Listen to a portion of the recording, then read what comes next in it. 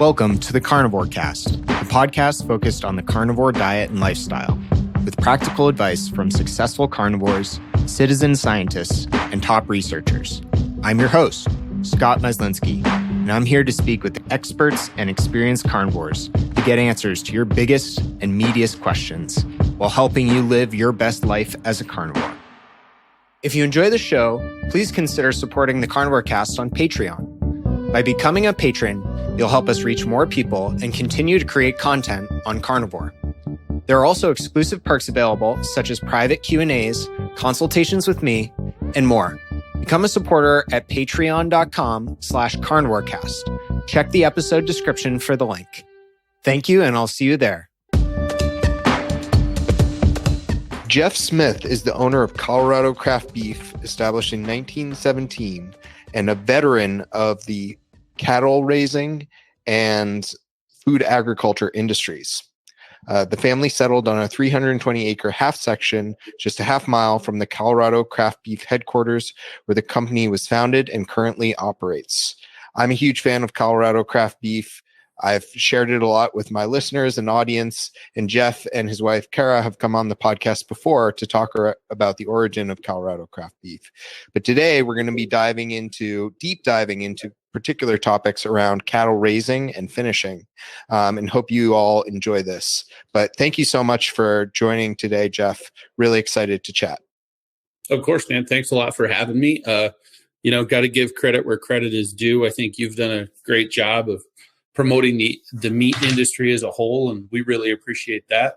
And just a quick point of clarification, I am the co-owner of Colorado Craft Beef alongside my wonderful wife, Kara, who is the fifth generation rancher here. I was fortunate enough to marry into the family. And Colorado Craft Beef started shipping beef in 2017, but the family has been here since 1913. Got it. So just there's a ton of different numbers and a pretty wide span. So no worries there.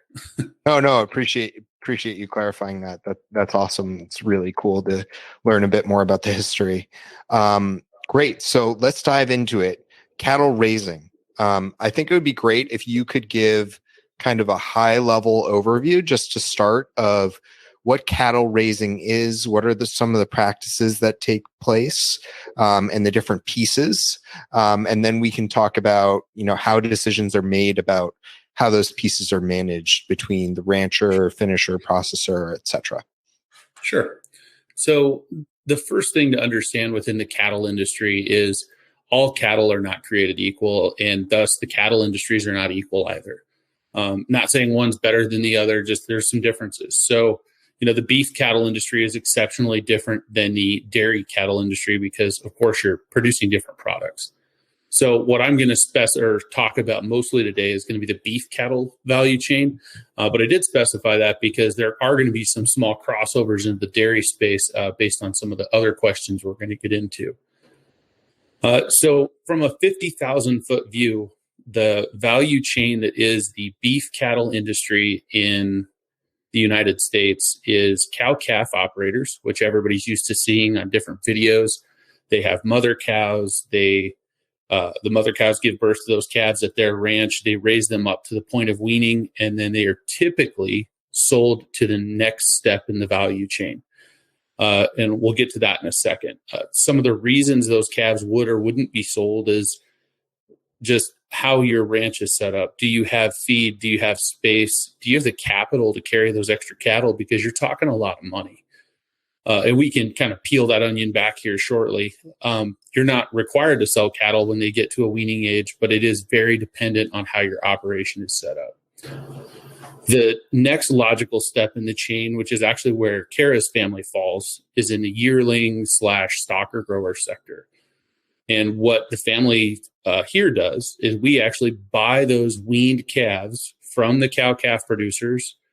In the weaning situation can actually be kind of hard on them from a health standpoint. So we baby them through that process to keep them healthy, keep them fed, transition them from, a light pastured diet and straight milk to, more forages and things like that to prepare them for what they're doing right now is all living on pasture, 90 head or so to a square mile. And so we buy those weaned calves between October and March every year, and then they turn out here about April. And then depending on the amount of rain and standing forage from previous years, et cetera, they usually ship off grass in August, September, sometimes into October. And please note, I'm just talking about Colorado. I'm from Oregon originally, and most of the yearlings back in Oregon ship in October. So it's all very regionally specific based on your time of year, based on your climate, based on the growing season. So the rules are kind of the same, but South Texas is going to be different than northern Montana. And as we move from the stocker sector, the yearling operators, we're moving cattle off grass at 850 to 1,000 pounds a piece. They're typically going to go to a feed yard from there. And as you can guess, just like I talked about, we're out of grass. They have to go somewhere. So that feed yard may be a grass finished feed yard, and I know we'll get to that later. But they have to go off pasture, especially where we live, because we don't have year-round access to grass. It's just a non-starter. We don't have a long enough growing season. And from an ecological standpoint, if we leave those cattle on grass all winter, we'll have a dirt patch when it comes to March and April, and we won't get any spring growth. So it's very much a management tool for the forage levels, but also we have to discontinue grazing at the right time, or we stand to really destroy what makes us our money here, which is the root zone that allows more grass to grow. Coming out of the stocker and yearling sector is the feed yard sector. Those can be, straight commercial feed yards with all the modern chemistry and medicinal stuff they can do, all the way to natural yards that don't do that, or grass finished yards that are, feeding ground hay and things of that nature. But the existence of the feed yards is a way for the farming community to store energy that's then fed through the winter months to make sure we have cattle ready year round. And then from the feed yards, things go straight into the processing plants. There's 4 big packers. They control 85% of the market. And companies like Kara and I's company, Colorado Craft Beef, or any of our, good competitors and other people like that, we all, in a way, compete with them, but in another way we don't, because we're doing things on a different scale. So our prices are significantly different typically, but we're also able to fine tune what we want to do because we aren't processing thousands of head a day per facility. So how's that for a high level overview of cattle production? That's fantastic. Yeah, that's really helpful. And so I guess a bunch of questions come to mind, but first, just kind of to clarify, the cow calf, the yearling, and then the finisher, can those all be one rancher, one person who does all 3 of those, or it can be separate? It can be 3 different, or one person can do 2 parts of that? Yeah, it's however you can get set up. Okay. So the biggest thing to understand, especially, just to talk the Colorado Craft Beef model, we buy calves from cow-calf operators because our ranch is not set up for cow-calf operations. Right. Cow-calf operations kind of around the country really exist in a great spot when they have farm ground as well. So they have somewhere to winter their cows. They can grow their own feed, so their cost of feed and carry is cheaper on those animals.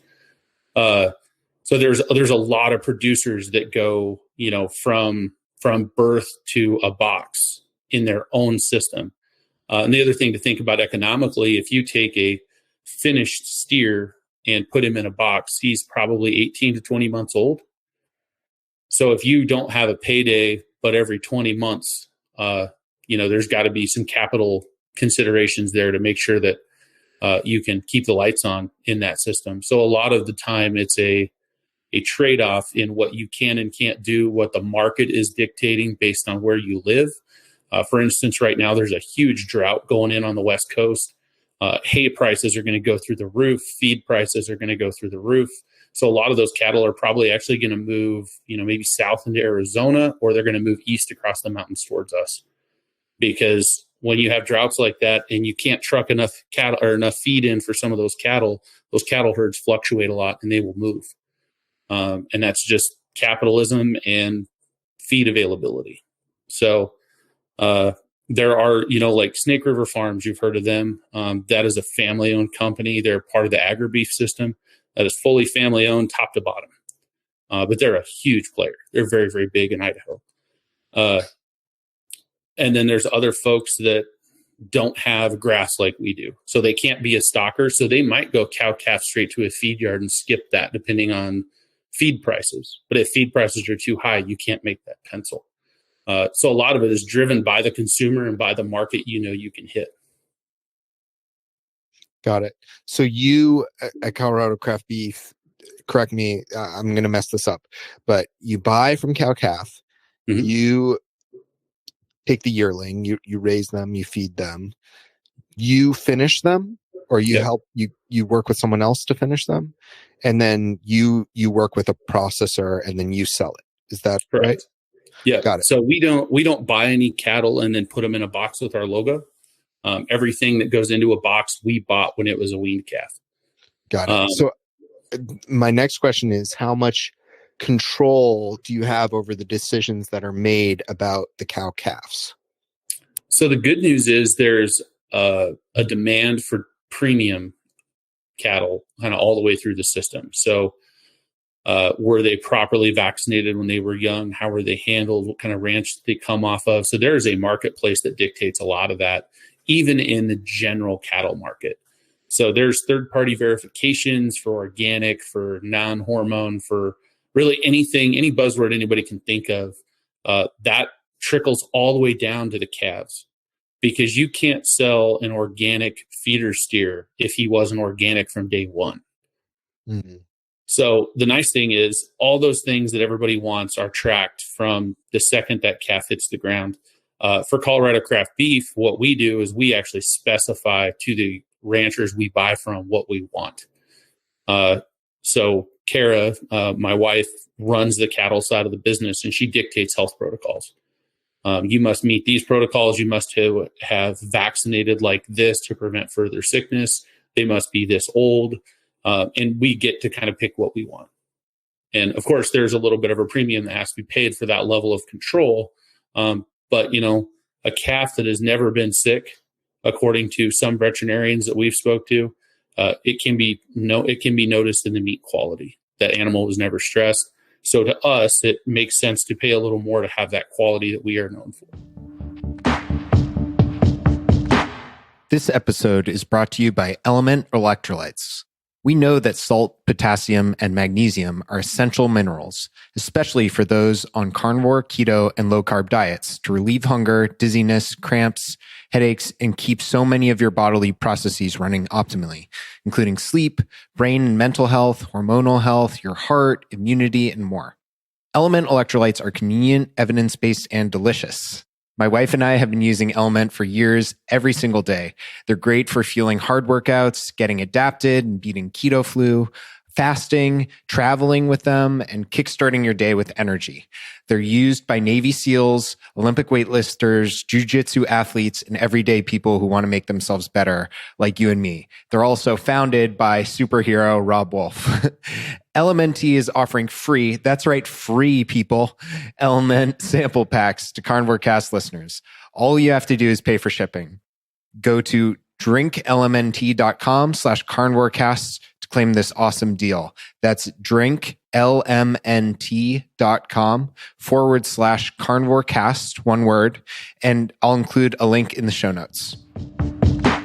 And if you, that's really helpful. And then if you didn't finish, if you sent your yearlings off to someone else to finish them, like, how much control would you have over how they finish them? If we still own them, we control everything. Okay.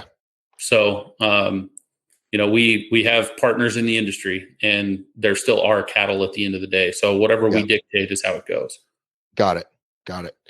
And then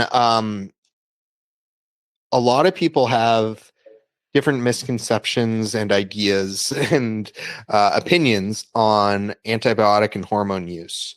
Can you talk a little about, like, I guess, what is normal in the industry, what is normal for Colorado Craft Beef, and maybe like quelling some of the fears people have around antibiotics, hormones used in cows, and how it actually affects the meat for the end consumer?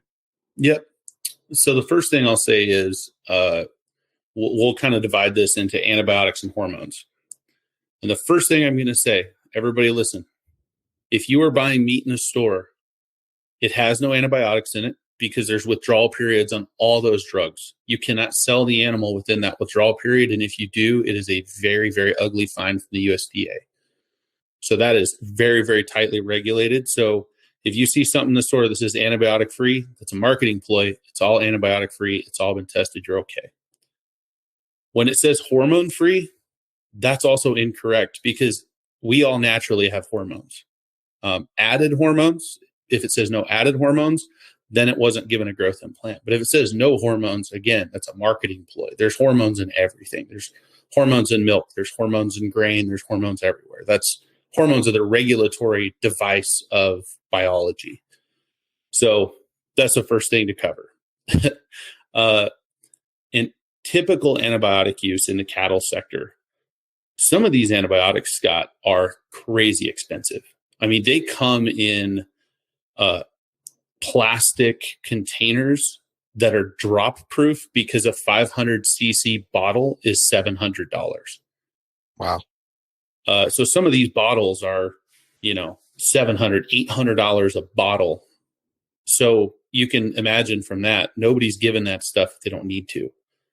If there's an opportunity to not give antibiotics, the vast majority of cattle producers are going to take the opportunity to not give the drugs. So the thought that everybody's out, injecting every calf they've got every day is preposterous because the cheapest stuff you could give is still $6 or $7 an animal per dose, where some of the other stuff can be $25 or $30 per animal per dose. So you're talking big percentages of what potential profit might be if you're giving antibiotics unnecessarily. Typical use, though, there's a few times in the cattle life cycle that they get stressed, and when they get stressed, they can have metabolic reactions to different things. So probably the biggest thing that we see where we operate is the weaning stress, where they can get intestinal issues or other things like that because they were stressed, they've got weaned, and then they do need to be treated because all cattle ranchers that I've ever met don't like to see an animal suffer. So even if it is $50 a dose and it's going to help that animal feel better, we're happy to do it. And the hormone use is kind of a different thing. In general, if you use a growth implant, which is what they're called, it's a small kernel that's injected under the skin inside the ear. Some of them can be injected elsewhere. And those are slow release growth promotants that help that animal get a little bigger, a little faster. So you're talking over the lifespan of an animal, it might gain 60 or 80 more pounds of meat over 18 months. And in the commercial sector, that's very, very desirable because those guys are running really thin margins.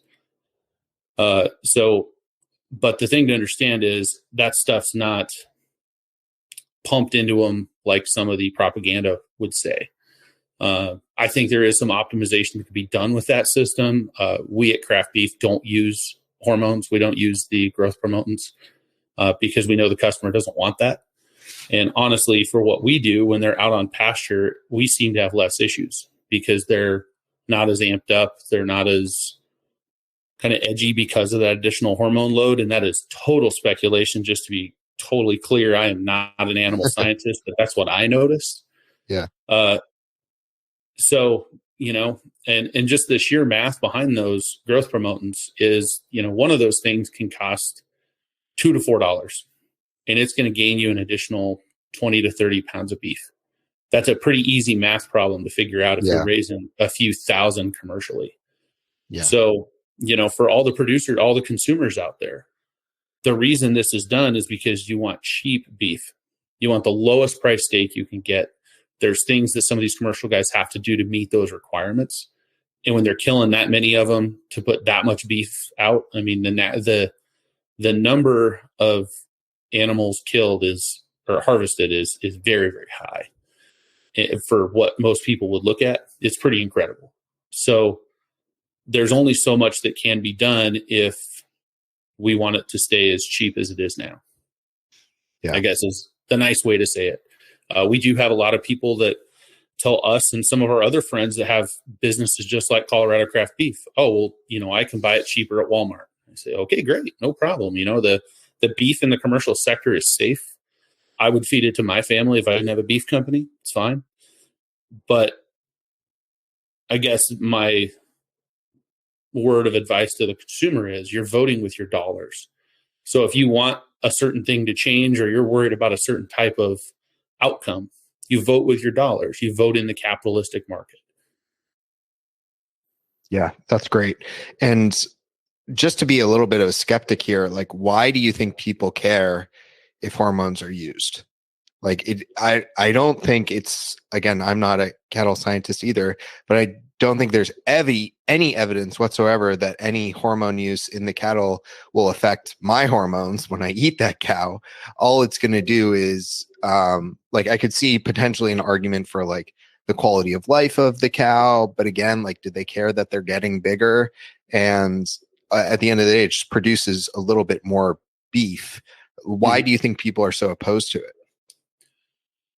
Well, I think there's been a lot of media sensationalism around a lot of different things, and I think hormones is a big one. And if you look at some of, like, I know there was a concern about estrogen, there's concern about some other hormones. If you look at the amount of estrogen in soy versus the amount of estrogen in a serving of beef, it's significantly different. So I think people hear something and they're motivated by what they hear in the media, whether or not it's correct.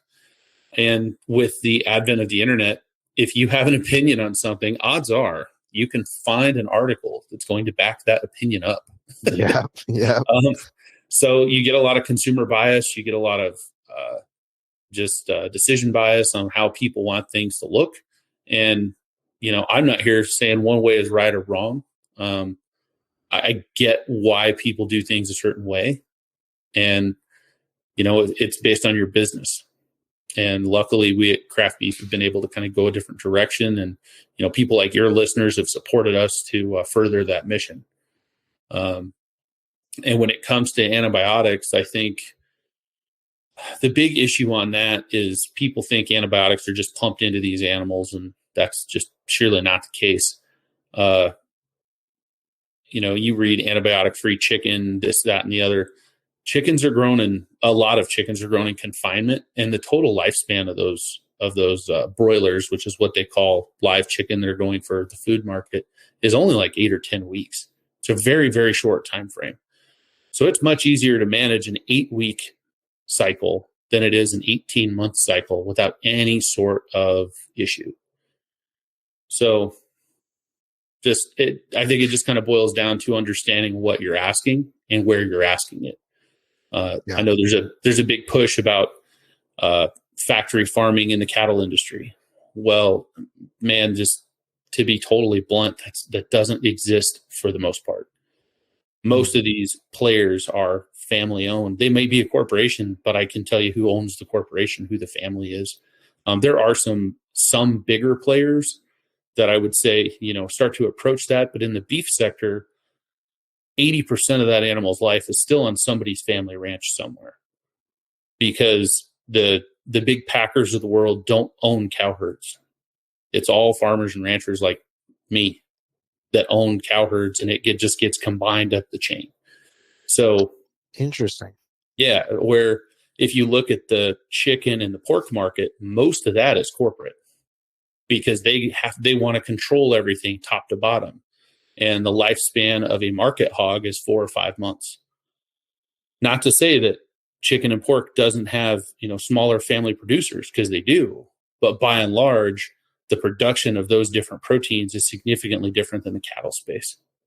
Yeah, that's super interesting. So one thing I've heard people talk about a lot, and I'd love to hear your take, is like conventionally raised, probably what you're talking about, corporate chicken is like way lower quality and has a way worse quality of life than conventionally raised cattle? So one thing that I want to point out is we respect all of our brothers and sisters in agriculture. So I don't want to say somebody's doing something positive or negative.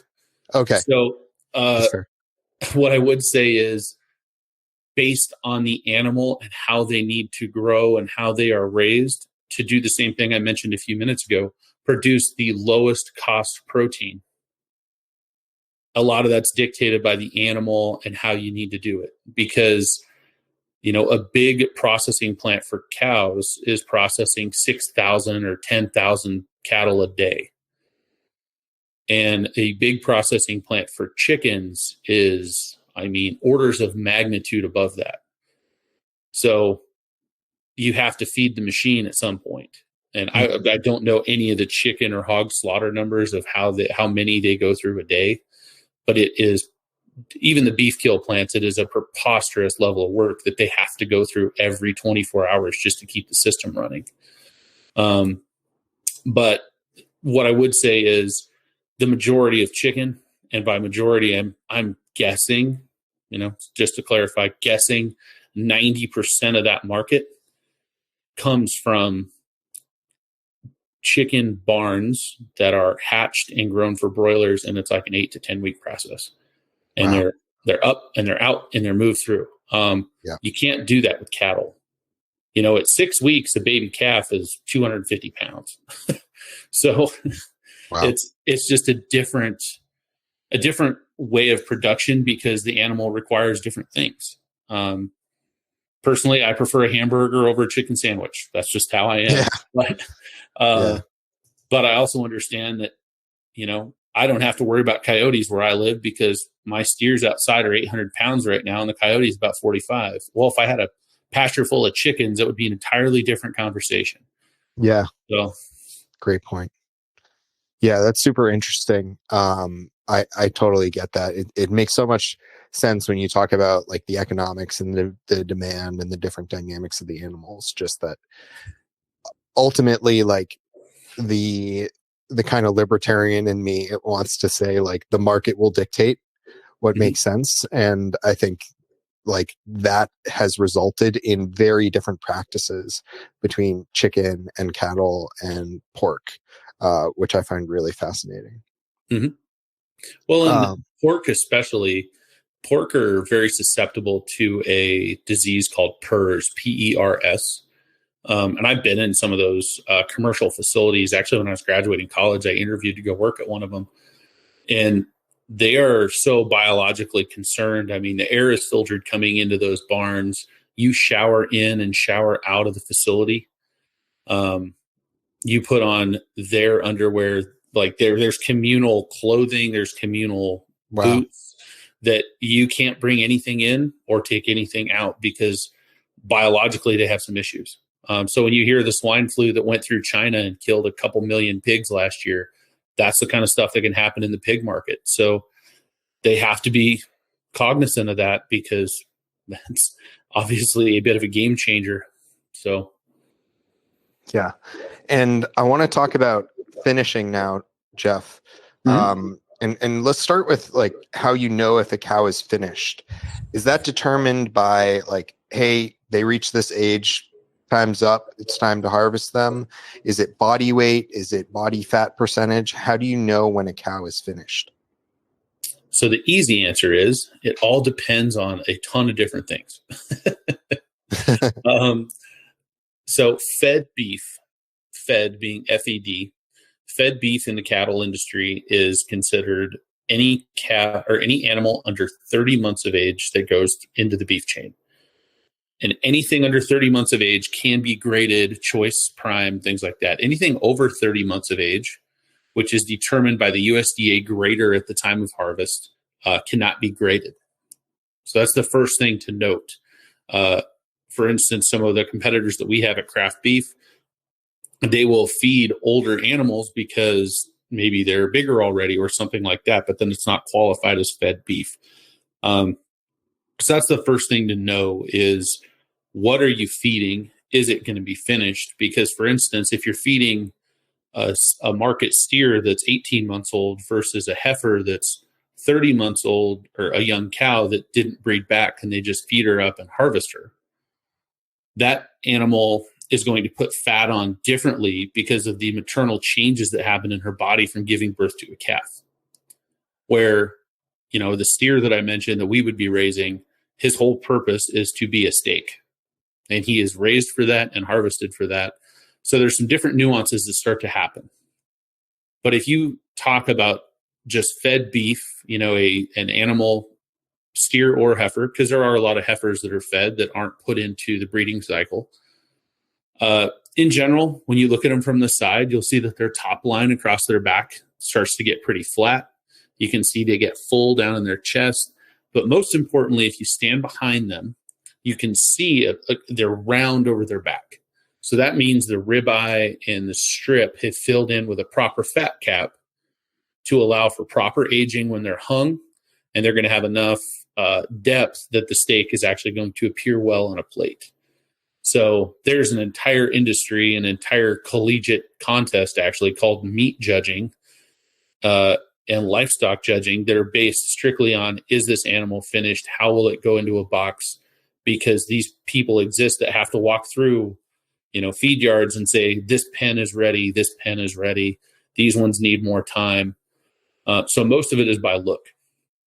On average, you want to see about an inch of back fat on a grain finished animal. And when we talk about the quality of that, the reason that back fat is so important is it actually insulates the meat when you age the animal, and then anything that happens to grow on that fat can actually be trimmed off and keep the meat safe. Where grass finished has a significantly lower amount of fat, it could actually start to rot some of the meat, so you'll have a higher percentage of trim on a smaller animal, which is why true grass finished is typically quite a bit more money, because the yield is significantly lower. Got it. And can we define the difference between grain finished and grass finished? Sure. So grain finished is what we would consider more typical in the United States. It's only been a practice for the last 60 years or so. I think it was the 60s or 70s. Like I said, Kara is the cow nerd, so I don't want to speak too closely about that.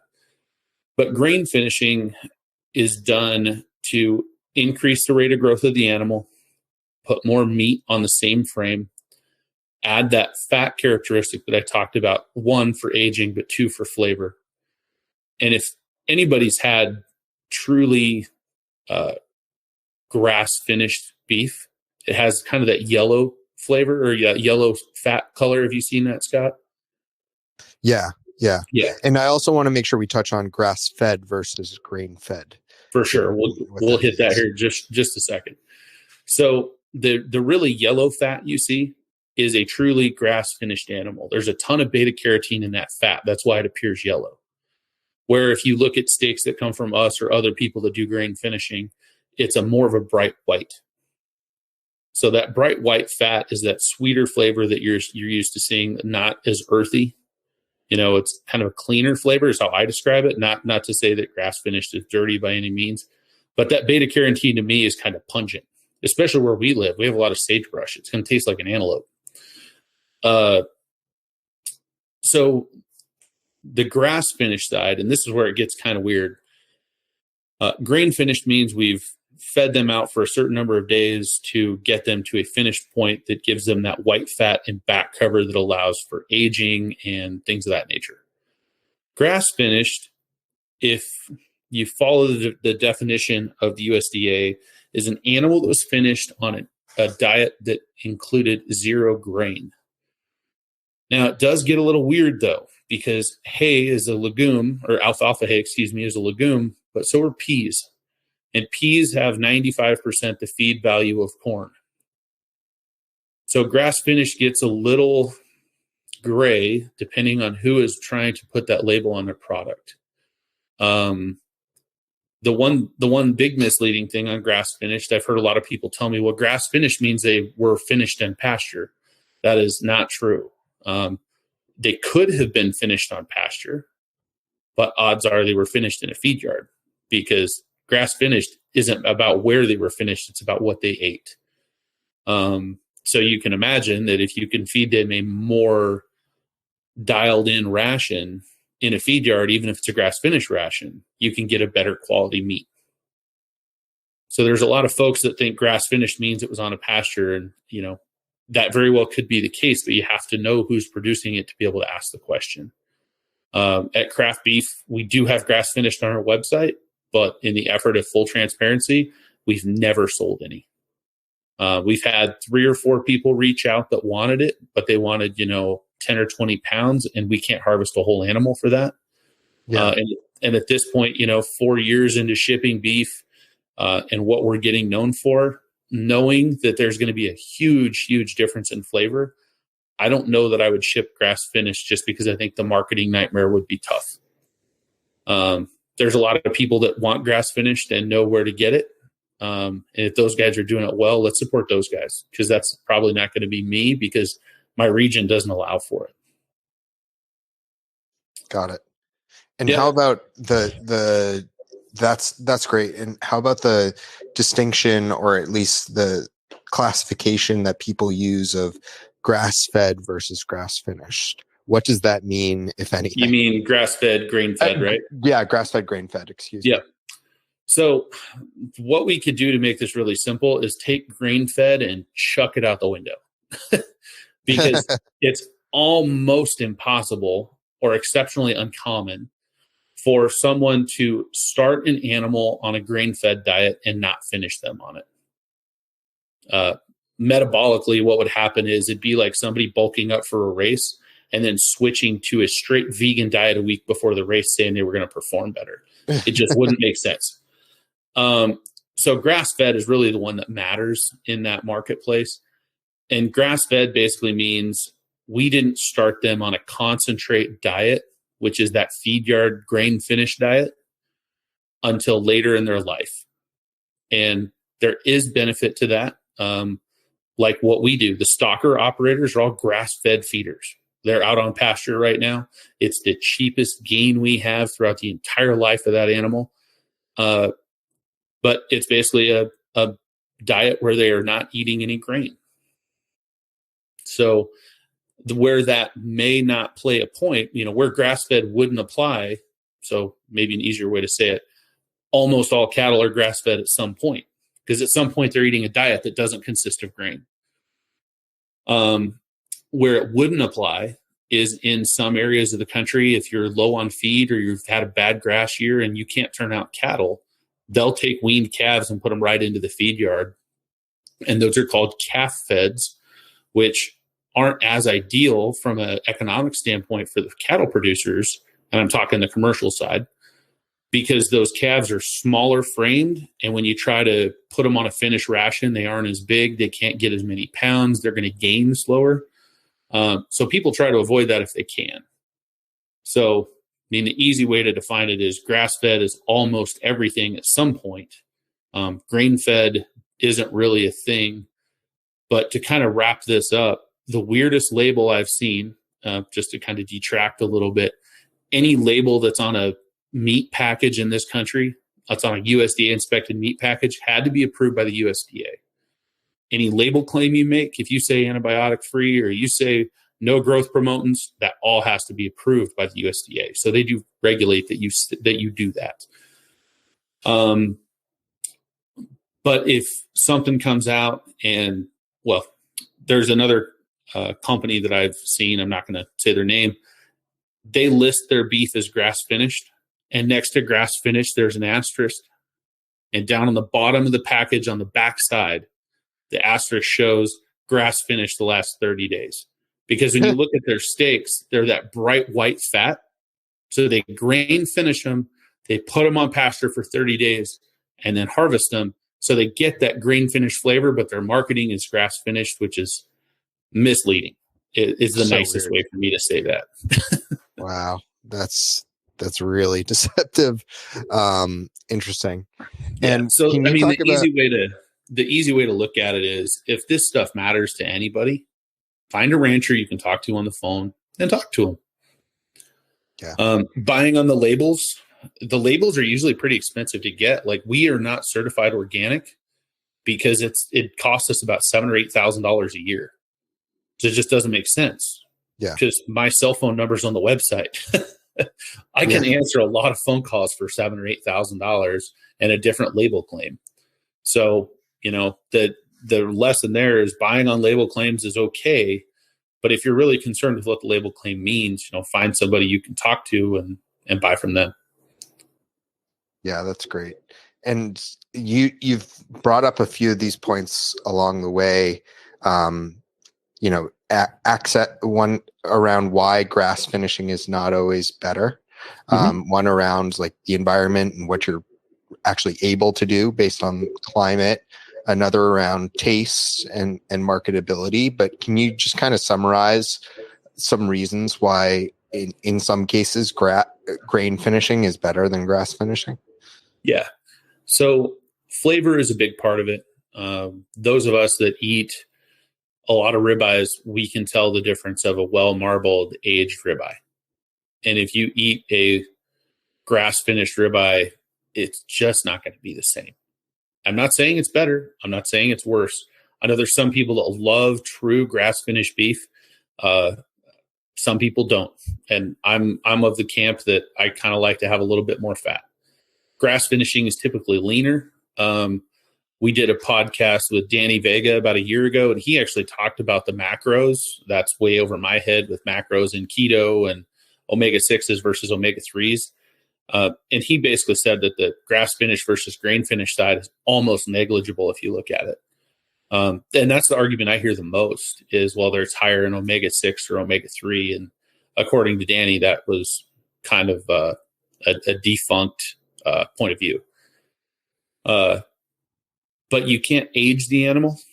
That's the biggest thing from a meat quality standpoint. You can't age it because it just won't take that time in the cooler because it'll start to rot. And for us, it's ecological. We can't keep them on pasture forever.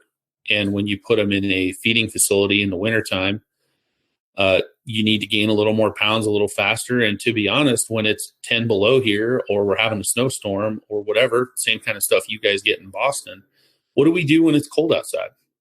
We need to eat more to keep our body temperature up. So do they. So a grain finished diet can provide some of that internal temperature control. It can help them with a little more fat. It gives them a better cross section of nutrients. And then the one thing we do at Craft Beef that's a little different than the commercial market, we don't feed them as heavy. So we don't try to feed them as quickly as we can.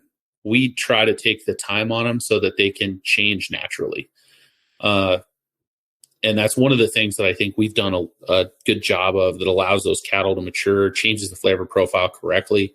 And it's a lot easier on them instead of just, hammering it to them as fast as you can for that lower price point protein that the commercial guys are after. Yeah. Got it. Yeah, that's really helpful. And that kind of goes into my next question, which is going to be, there's kind of this perception that grass finishing is more ethical, it's more sustainable, it always results in higher quality beef than grain finishing. But I guess, are there ways that it can end up being less so than grain finishing? Or in other words, can a best practice, conscientious grain finisher beat a poor grass finisher on some of these dimensions?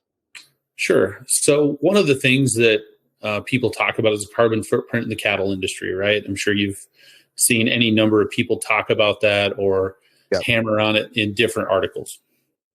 Well, if you want to truly grass finish an animal to the same end weight of a grain finished animal, you're talking almost double the lifespan for that single animal to produce the same amount of meat.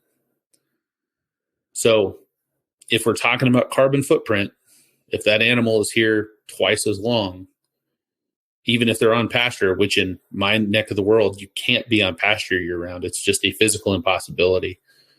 That's one of the things that's going to dictate that. Where grass finishing is really popular in Florida because they have green grass all year. So I don't know that I would say it's an ethical thing. Sustainability is a big part of it because it's based on your area. It's based on your year. Did you have a wet year? Did you have a dry year? But what I would say is, without trying to skirt your question, the majority of cattle ranchers I know, whether they're flatland or flat hatters in Nevada, or they are, winery ranchers in California, or they're, elk hunting buddies in Montana, we are all trying to use the very best practice we can to be as sustainable as we can with the market we have to operate in. And by the market, I don't mean what do we get? I mean, what do we have at our disposal? Do we have corn? Like, I live in an area that's pretty full of cornfields, hay fields. A lot of what we feed is byproducts from other processing. Like, we actually use some grass finished processing or byproducts that are grass finished ingredients that are super high in protein. But that's because where we live, there's a ton of production ag. If you're in eastern Montana, that's a totally different question. So best practice and sustainable are words that are thrown around a lot, and I do believe that they're important. But best practices are very, very regionally specific, and sustainable is a big thing. Sustainability can be environmental. Sustainability can be your animals. Sustainability can be a 100-year-old family ranch that's trying to continue a legacy. Sustainability can be something as simple as, can we afford to pay the light bill next month? I mean, so what I would say is all my brothers and sisters in ag, for the most part, are trying to do the very best practice they can in their area and be sustainable, because we don't want to go sit in an office. Yeah. That's great. Well, Jeff, this has been tremendous. Really appreciate you taking the time to dive into some of these topics. We had a whole nother set of topics I think we're going to cover on another podcast. This can be kind of a part one, and we'll have a part two where we'll dive further into kind of government policy, sustainability, and also what the average person can do to get involved as consumers, as advocates, etc. But really appreciate this. I think folks will get a lot of value from this. I've learned a ton already, and I'll be re-listening to it. But, tell folks where they can find you. And also I have to throw it in there. If they want to save on some delicious Colorado craft beef, use the code CCAST to support the show. Absolutely. You can find us on all the social channels at Colorado Craft Beef. If you send a message that comes directly to my wife and I's phones, we don't have any employees. We run this thing on our own. I will take that back. We have our young daughter, Emma, and her nanny helps us build boxes for shipping days. We do ship weekly, every Monday, depending on holiday schedules. We do ship nationally. Actually, just this year, we've picked up subscribers in Hawaii. So it's been fun. And, the other thing, if you guys have questions, send us a DM. Like I said, my cell phone number is on the website. And, to your point, Scott, of naming of your podcast, Carnivore Cast, I've been mainly carnivore for the better part of 18 months since Dr. Baker shamed me into it. I believe it's January last year. I'm down 35 pounds. I've held it off, dropping weight all the time. Awesome. Actually gaining muscle in ways I've never had before. So if you guys have any questions on carnivore, happy to help out as well. Very cool. Well, thank you again, Jeff. And I'll definitely provide links to all that, and looking forward to part two. Sounds good, man. Have a great day. You too. If you enjoy the show, please consider supporting the Carnivore Cast on Patreon. By becoming a patron, you'll help us reach more people and continue to create content on carnivore. There are also exclusive perks available, such as private Q&As, consultations with me, and more. Become a supporter at patreon.com/carnivorecast. Check the episode description for the link. Thank you, and I'll see you there. Thank you for listening to this episode of the Carnivore Cast. If you enjoyed this episode, please review on iTunes. It really helps us out. And share it with a friend. What questions would you like answered? Or who would you like to hear from in the carnivore research community? You can find me on Twitter, Instagram, and Facebook at CarnivoreCast, or go to carnivorecast.com. You can also email me at info@carnivorecast.com. I'd love to hear from you. Until next time, keep it carnivore.